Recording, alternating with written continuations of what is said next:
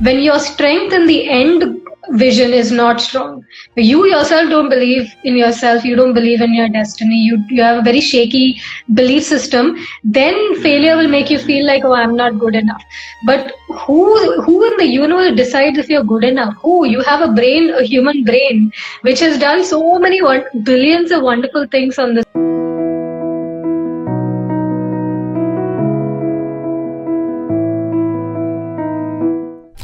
Hi guys, how are you? I started the live 2 minutes earlier just to make sure that you all are plugged in. This is gonna be a really important live on law of attraction, and I personally manifested so many things in my life once I started following law of attraction in my USMLE journey.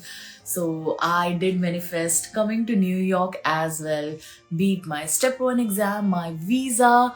I don't know how much videos you have seen of me, but I usually talk about manifestation and how with equal amounts of hard work, you also need little bit of universe's magic, for which law of attraction comes into picture. And for that reason, I have invited my mentor Kartika Nair for today's live, and I am so honored to she's gonna be here to answer your question, and it's gonna be a really short live, so make sure you watch the whole live. And yeah, just let me see if she's available here, and I'm gonna start inviting. Hello. Hi, how are you? I'm good. How are you? I'm good too. I feel so amazing, and it is such a full circle moment for me. And everybody is congratulating me that I get the opportunity to host this live and ask you questions. It's a joy. It's a joy to know you. It's a joy to see your story, your developing story. It's not yet the highest that you can go, and I'm very excited to be here. Thank you for having me. Thank you, thank you. So just to tell all of people who have joined in, so I started following Kartika around 4 to 5 years back. With that one video on rice and that experiment, and another one on water. So that was the time when I noticed, okay, this is really big and different if our thoughts can change, our reality. So I learned so much, and I've joined your courses, of course, and even now. So I would share my journeys and my success stories with you, and whenever I'm having any doubts or struggles. So you help me with them. So thank you so much for coming today and answering the questions for us. So the first Yeah. question is, if someone is preparing for an exam like USMLE, which is an US exam for doctors, so sometimes the journey can be the goal seem like too far from achieving. So as a student, what tips would you have for like a daily lifestyle of a student who is preparing for this exam? So you're talking about lifestyle, not mindset, or you're talking about Yes, mindset? mindset. Yes, my bad. It's mindset. Okay. Okay. So I don't know if anyone has ever given this exam, but just for context, I come from a history of failing. So I'm the, backbencher, just conditionally being passed, mostly failing. And then I went from that to head girl and doing really well in school and doing well in my board exams, so and so and so and so. What was the difference was two things. Number one, the first one is taking the attitude not of a student taking an exam, but as an expert on that field, writing a paper on that field. So you're studying your subjects and writing your exam in a way that you're almost teaching the topic to your examiner. So it's a mindset shift of, I'm already an expert in these fields. I'm already this person so whoever you become after taking this exam, you're already in the mindset of that person. It's almost like you're giving an interview or you're answering somebody's questions in your exam. So that mindset change will obviously put a lot more relaxation to your nervous system, and you would feel that winner inside of you, the expert inside of you, being able to give the best in the exam. But also, when you're in that expert mindset, you are going to study and research, you're to collect, then in the student underconfident, fearful vibration identity and the way in which you approach the exam and the way in which you're studying, it would be like, I'm going to give a lecture on this topic. That would be your mindset. So from being an underconfident to being a really confident and expert person of that particular subject. So how does one make a shift like for lifelong, especially as medical students, we get to hear so much that you don't know anything. And, in like our college professors just look down on us. So like working on self-esteem had always been a struggle, even for me. So how should one work on gaining that confidence that they are an expert and they deserve it? Yeah, so your story of yourself and your identity of yourself, you have to build it to the point where even if someone under evaluates you or does not see your potential, it doesn't touch you. It's like, oh, you're gonna see how far I'm gonna go with this. You don't know yet what I know yet. So this is something you have to build.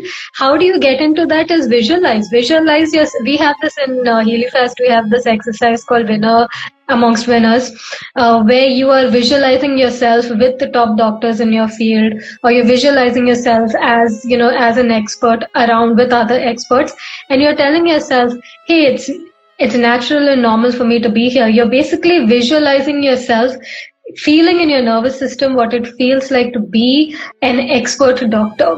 So when you're building this, when you are at your inner energy goes to that level that I guess intellectually you still haven't caught up on the knowledge.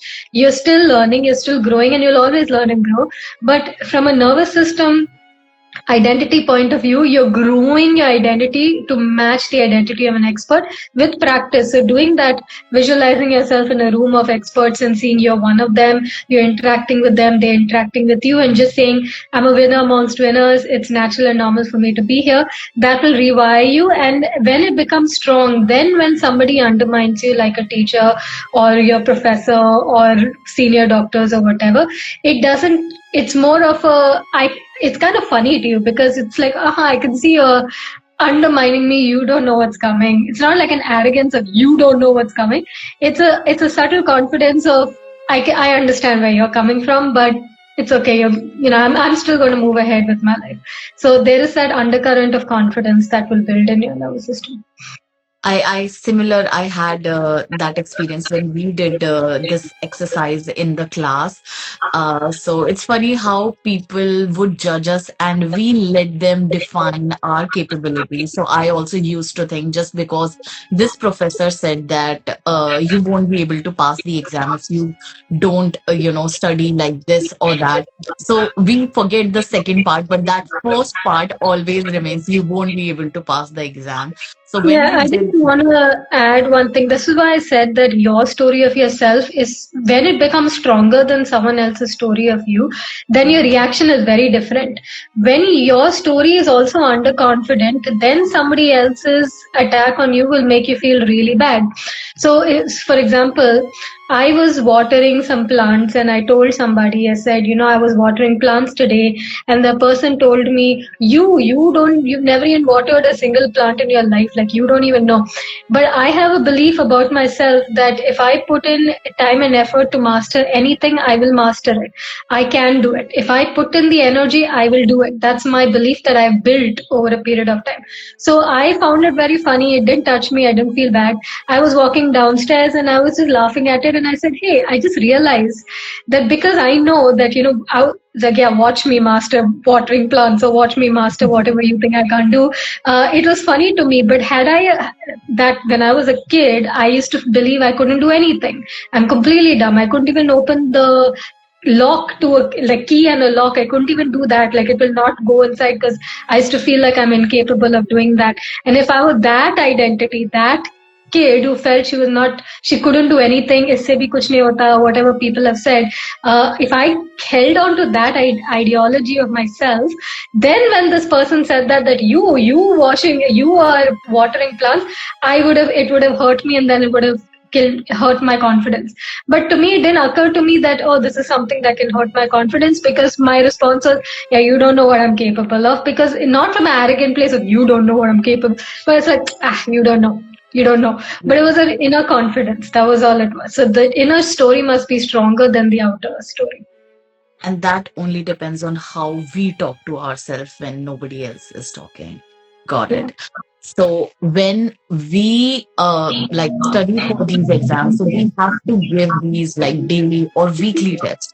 And sometimes people don't see improvement and it gets so discouraging. And then at the end, the question comes on us that maybe we can't do it, or the other person is smarter than us. So we start that comparison and we think that it is too far, the goal is too far. Like in the present moment, how to stay focused and confident that it is gonna come even if it takes time. You have to look at the bigger picture of the story. So it's like if I know how the story ends, in the middle of the story, if I know how the story ends, I will not feel so bad because I know that at the end of the day, I'm going to do this. This is the end result of my entire efforts. Failure is part of success. It is the learning curve. It is the prototype. So it's not different from success.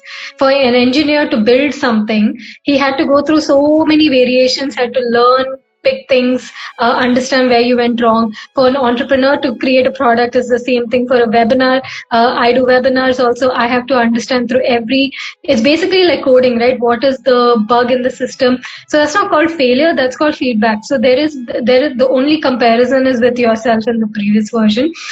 This is one thing, is if I know how the story ends and I believe that with all my heart, the way to that end, even if I'm failing, I will end up perceiving it as feedback instead of perceiving it as a lack of confidence.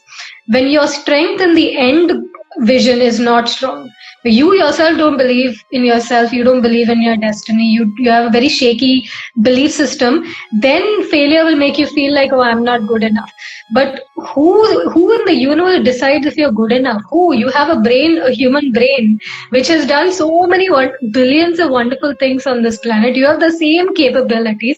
How can you be anything less than what a human brain is capable of doing? So you have to talk to yourself like that and strengthen that end goal. So the in between, you will see it as feedback instead of comparison with someone else, because your end story, I know that this is my destiny to excel in this field, is strong. Even if that means it takes me feedback, lots of feedback.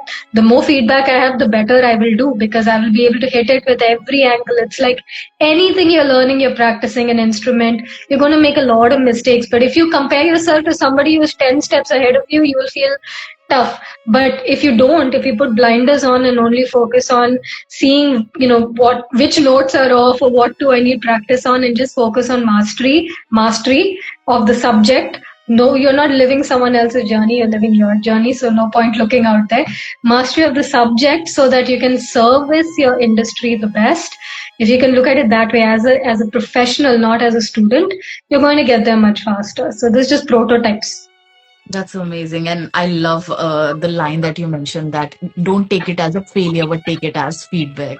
So it's like we don't have to judge the failure. It's just something that we got as a feedback and we can just work on it. So that was very good perspective. That no one in their, surroundings have given this exam or been to USA. They don't know anyone in USA. So it seems like something that's totally out of, like, let's say, their comfort zone.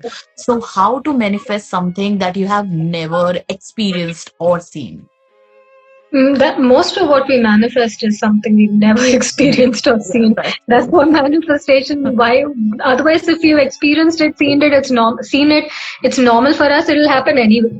But a lot of the big goals we are going for are things we've never seen. So we have to start using the internet. We have to look at videos, interviews, photos, chat GPT, understand what can get us closer to like that reality by seeing what is possible out there, watching people's lifestyle, studying what these guys who have passed this exam, how they're living, looking at their vlogs, looking at their life, looking at life in America, asking them questions. So you're getting closer, you're bridging the gap. So Anybody who's ever done anything beyond what their family and friends have done are all going into uncharted territory. And it's okay to get lost when you're in uncharted territory. That's all explorers have gotten lost, only to find the path, right?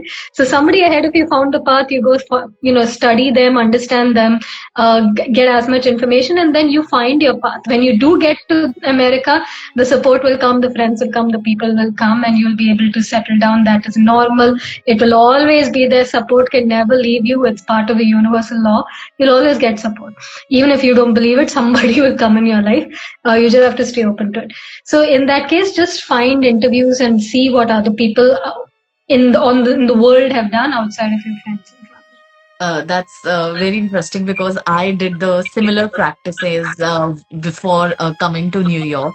So I always tell everyone that I never wanted to just come to USA, but it was always New York for me.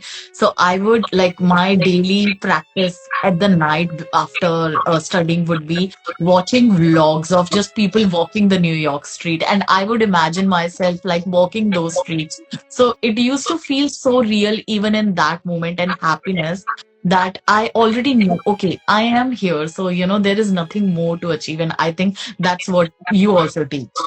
Yes, yes. You just have, as long as you can bridge the gap in yourself, when something is very unfamiliar, it's very far away. But the more you get familiarized with it, like you are seeing the streets, you are seeing what people live like, what their lifestyle is like, what the hospital environment looks like, what the office looks like, and you're seeing it again and again, you're bridging the gap. It'll become very normal for you. Then, the more normal something becomes in your nervous system, the faster it is to manifest it. That's why when people say I can manifest small things but not big things, is because they made the small things very normal. Yeah, of course I can do it. And they made the big things very like, oh, but no, everything is normal. Just normalize it. It's normal to live in America. It's normal for me to have this job. It's totally normal. That bridging of that gap energetically will make you a match to that reality.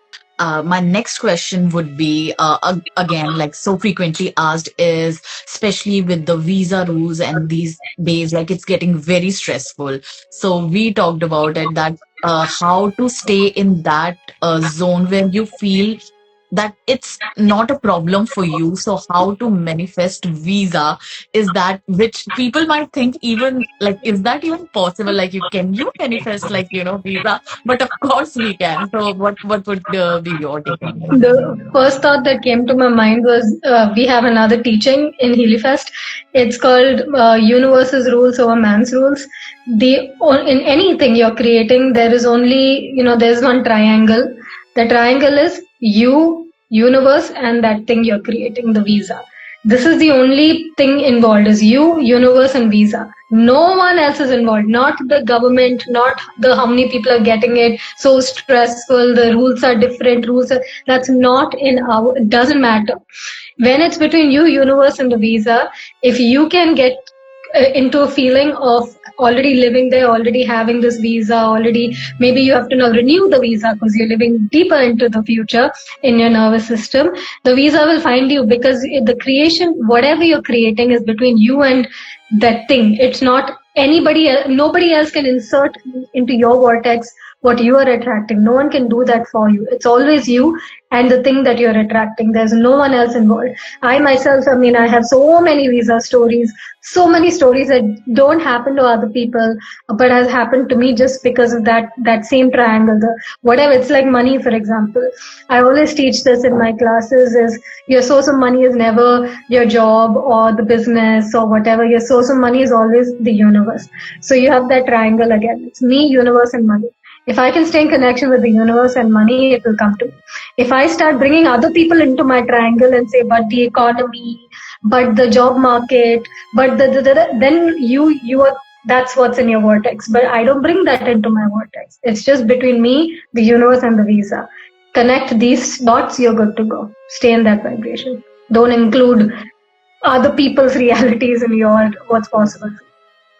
That's so amazing because before starting the line live, I just had this one line in my head, which you like, told us in the class is universe's rule over man's rule. So I just had that thinking, like for every situation, if we just think that but universe is bigger than that person, but universe is bigger than, a visa center.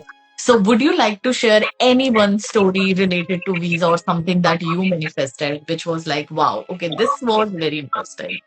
Okay, so I'll take the two common ones that I talk about quite often. So this one is the getting into Dubai.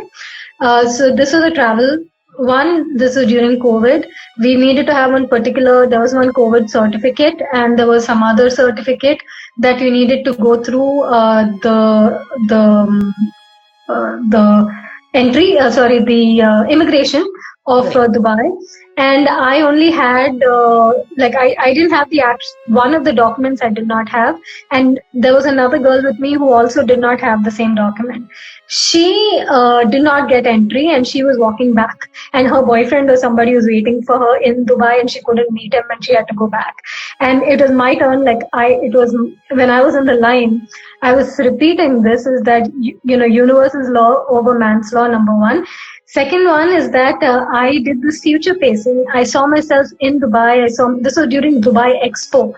I saw myself meeting my students, some of my students in Dubai at the expo. In fact, they reminded me because I was texting them saying, "Hey, I don't have the final document. I need to enter this."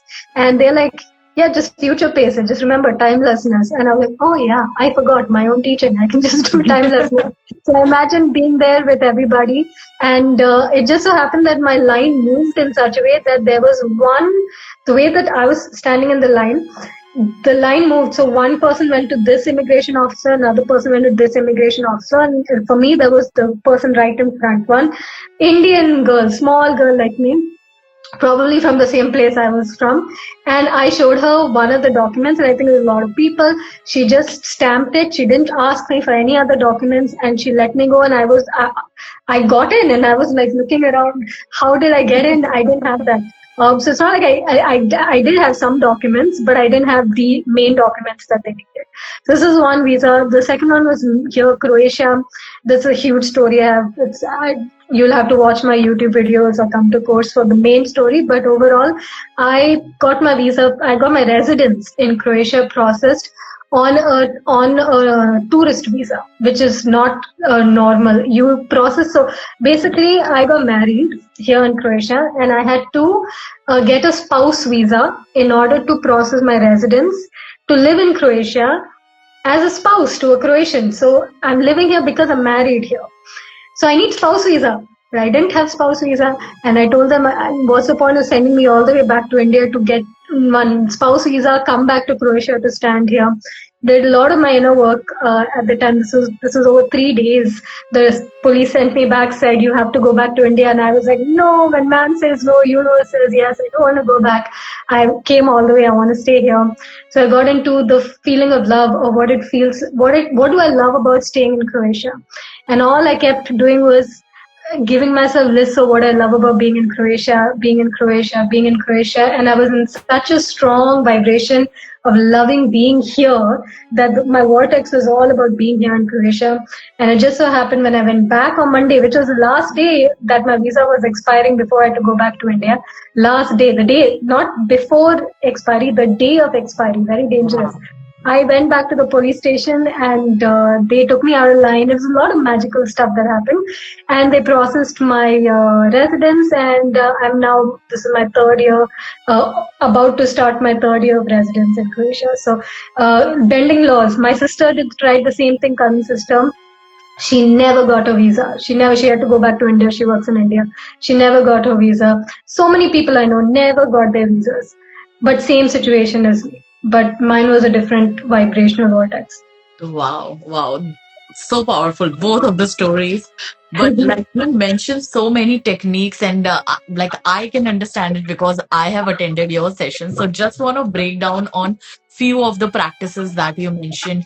First was future pacing and timelessness. Can you talk about what it is for the viewers? So timelessness is basically you practice the emotion of the day before the day happens, or you practice the emotion of the event. Let's say your presentation, or you have to go for some exam or whatever. You practice the emotion, how you want to feel during that experience before you've gone to that experience. So let's say you're going for, I'll give you a social anxiety example. That's usually where my field is in healing and those kind of things. So let's say you have to go to meet a bunch of people and you're already anticipating the worst. You're anticipating that no one pays attention to you. You're anticipating that you won't have a good time. No one's going to talk to you. And you just want to get home. And that's how your nervous system is. But if you're doing that, you're going to create that. So what you're going to do is, not always, but more likely than not, you'll end up experiencing what you're expecting to experience. So what you do is before you leave the house, you imagine, like, you don't need to know specifically what happened at the party. You just imagine yourself coming back from the party feeling so happy and so appreciative of what a wonderful party I had. Coming back home, brushing your teeth and thinking, I'm so glad I went for that party. I feel like I just had such a loving time. And you're practicing this loving feeling, all that before you even got to the party. So you're practicing the emotion of that thing before you actually go there. And you must feel it. It's not intellectual. It's the vibrational, the emotional feeling of, oh, what a beautiful experience I've had before I even went out there. And then when you go, you are in that vibrational signature. That's the magnet, and you'll attract different things that happen at the party, where at the end of it, you'll come out feeling exactly how you practice the feeling, which is that feeling. And you have to practice. Now, the timelessness takes practice because there's so many people who will have so many doubts of, will it work, will it not work, I'm not sure, I'm so used to things not going my way, how will it go my way? So there's a lot of muddy energy in the beginning. So as you keep practicing it, eventually your vibration will clear and you'll get. So we do on HealyFest these challenges, if you remember, like we have like we will attempt 7 things in a day that we future pace, and we'll score ourselves how many of those things went according to how my emotions, like how I practiced. Then you do that over every day. By the end of the week, you've practiced so much that now the next week, 9 out of 10 things that you future pace manifest exactly as you future pace. You have to practice. It's a game of practice. All of what you're doing vibrationally, you have to practice. I do remember that there was one meeting of me which I was really stressed, and I future paced, and I also shared it with you that before the meeting I had so many doubts and what could go wrong. But then it was just 5 minutes before the meeting. I just sat and closed my eyes and imagined like my attending saying good things about my work and me just smiling after the meeting. It was just for a minute or two. And after the meeting, kid you not, happened exactly like that. And those things did not matter. And he did not even, talked about those things. He said, it's okay. And then, we started moving on other stuff. So future pacing, it's like such a magic trick for everyday life to manifest so many things. So thank you for sharing that. So one is for people who think that they don't have the finances to go for a USMLE journey. Even for me, coming from a middle class background, we have so much of limiting belief that we cannot, go to USA because it requires so much of money. And second question is also the last question would be daily practices. Would you advise all the students watching today's life so that they take at least these exercises from our session? So the first question was about money. Money, like I said, it's always to manifest money. It's between you, money, and the universe. So it does not matter if you're a student or you're a billionaire or you're whatever. If you can start inviting the feelings of abundance in your life, basically saying, if I can just put myself in the emotion of what it feels like to be abundant. I'm just talking about money specifically, not about USA, but I'm just giving the money example. We're talking about talk about finances, manifesting finances.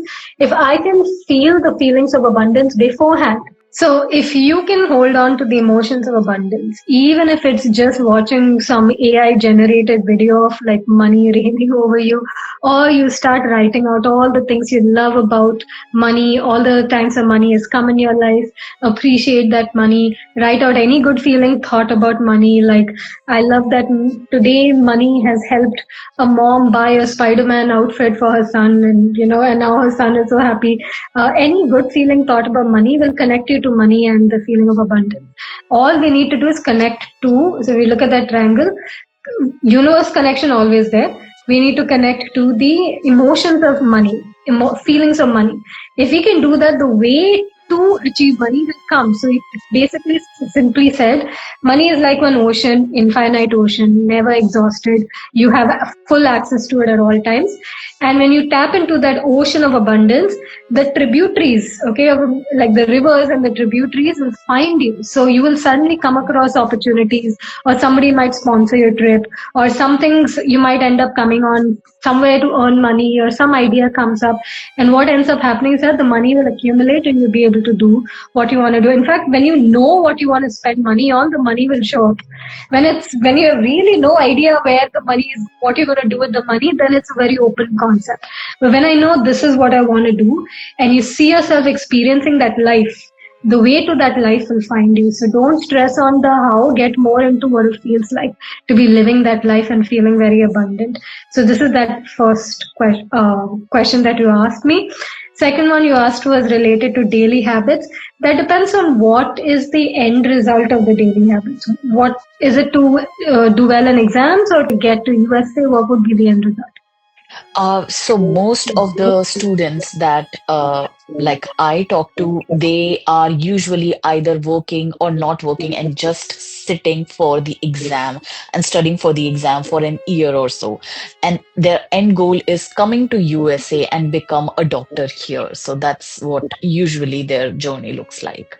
So there are three parts to this. One is fully be clear of what life looks like after being a doctor in America. Always think beyond the goal. Okay, so your goal is not to pass the exam. The goal is living in America as a doctor. So visualizing that life is the first part of it. Second part of it is identity. Identifying as a doctor in America, not as a student trying to be a doctor in America. Already a doctor in America. So you see yourself in a doctor's conference, or you see yourself with patients, and you say that I am this person. I am a winner amongst winners, and it's natural and normal for me to be here. So you're getting your identity matched up to what you want to call into your experience. So prepare your documents for document. Basically, what I mean is, as a doctor, what do you need? You need to have a certain information. Maybe you need to have specific things in your office. So get all that prepared.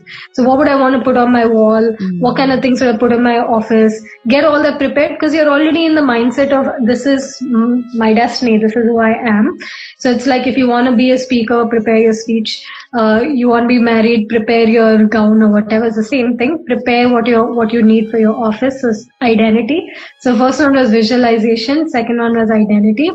And the third one, so, is belief. So bridging your beliefs. It's one thing to visualize and feel all like, yeah, I am, but then there's all these other layers of belief and thoughts that you have that is putting you on the other side.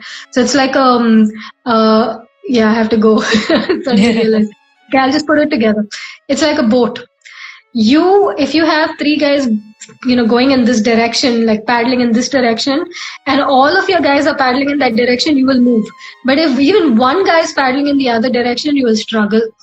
So to make sure what kind of thoughts do I have which is putting me in lack or putting me in doubt, if I can figure out who's the guy on the other side, I can convert him. I can try to change the way I see the situation, get a better perspective, look for success stories that make me feel, hey, it is possible. So this guy ends up going to this side and everybody's paddling together. So the belief work of shifting and moving around beliefs that don't serve you, that part is also something to look into daily as part of your routine.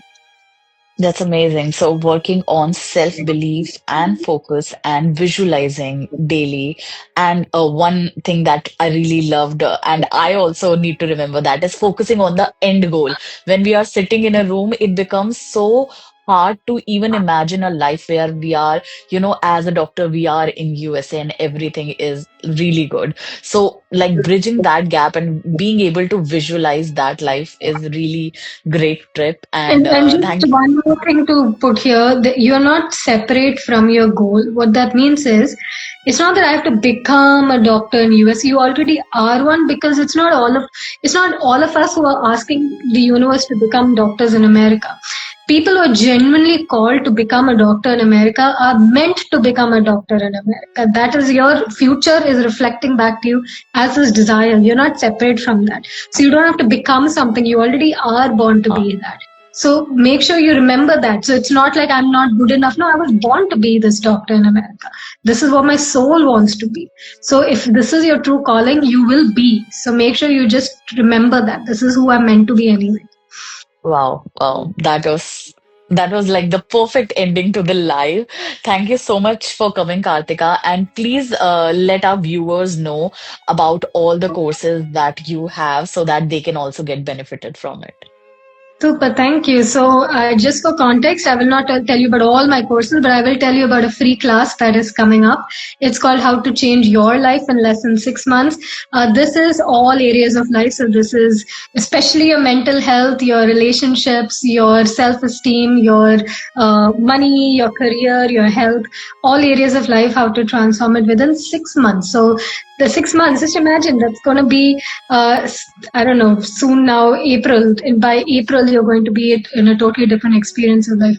How to do that? It's for free given. You will find, so maybe I can send you a link, or maybe you guys can just go to my Instagram and go to my bio. You'll find a link to register for that class. Come for that class. That class has everything A to Z for free. If at all from there you want to study with us in courses, you will find at the end of that class, it's a 2.5 hour class happening on the 2nd, on the upcoming Sunday. After that class, if you so choose to join in, we are opening the doors to HealyFest, which is our main program. And even if HealyFest is a little far-fetched for you, if at all, you can always reach out to us and ask us, hey, this is my problem. What course do you think would solve this? You can just email us and we'd be happy to guide you. That's amazing. Thank you so much, Kartika, for coming again. And it was such an honor to talk to you on live. It's such an honor to be here and connect with all wonderful future doctors and future, the word I like to say is high achievers in this world. So thank you. I appreciate being here. Thank you. Thank you, Kartika. See you later. Bye bye. Bye bye.